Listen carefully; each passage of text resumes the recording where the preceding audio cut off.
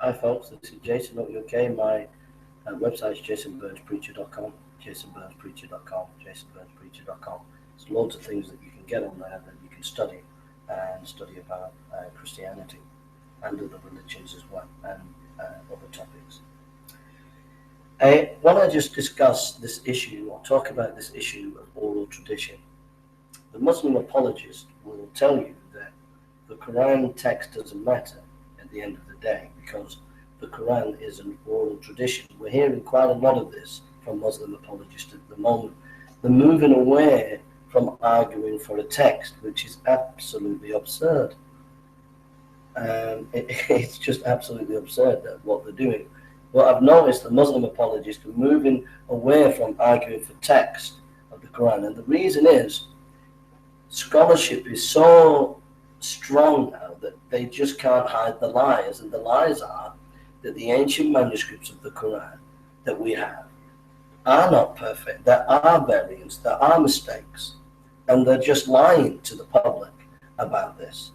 But that so much information is getting out and so much information is exposing them, they're now reverted to a tactic of arguing much more than they have done before about oral tradition. And the argument goes like this: if we can repeat the Quran in Arabic everywhere around the world, therefore, as we have done that, it shows that the Quran has not changed. And they undergird it with Western scholarship is dealing with Islam in a biased way. And you have to look at the culture of Arabia and to understand the Arabic culture, that it was oral tradition. So they tried to get out of the loop that they're in, the noose that they're in, and that is they have a text that they claim has not changed. And they are arguing from oral tradition. That what you see today when people repeat the Quran in different countries, that if it's the same repetitious words, therefore it's not changed. This is a fallacious argument, because the only way you're going to know whether your oral tradition is correct is your written tradition. You cannot go back 1,000 years and find a recording of any imams 1,000 years ago, like verbal recordings. So you cannot verify it historically, orally, that things have not changed or not. The only way you can verify it is via the text. And this is the fallaciousness of this argument, because even in the old Islamic traditions, even in the hadiths, you find the story of Uthman. And Uthman made one recension of the Quran. And what was the reason? This is according to Islamic thinking.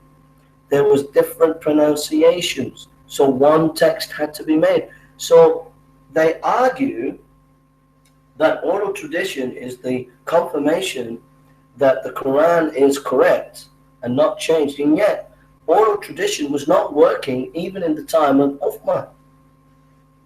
So that's the first major pitfall and the most important pitfall to that argument. The second is, if the oral tradition is correct, the manuscript tradition would match the oral tradition, and it doesn't. The manuscript editions of the Quran throughout history are different.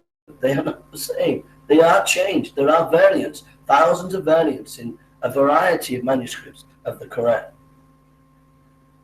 And then thirdly, sociologically, sociologically, there's no independent studies of this claim that people can repeat verbatim exactly the same all around the world, this Quran. So Uthman destroys their own oral tradition.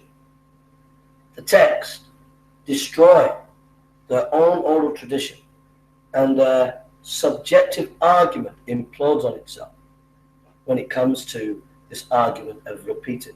I asked a couple of Muslims in Hyde Park, give me an independent study. I asked a guy the other day in Manchester who's done an MA in Arabic studies and made this argument, and I asked him, give me an independent study of this particular topic, and he couldn't give me an independent study. It's purely a subjective argument. jasonburnspreacher.com. What do you think? God bless you.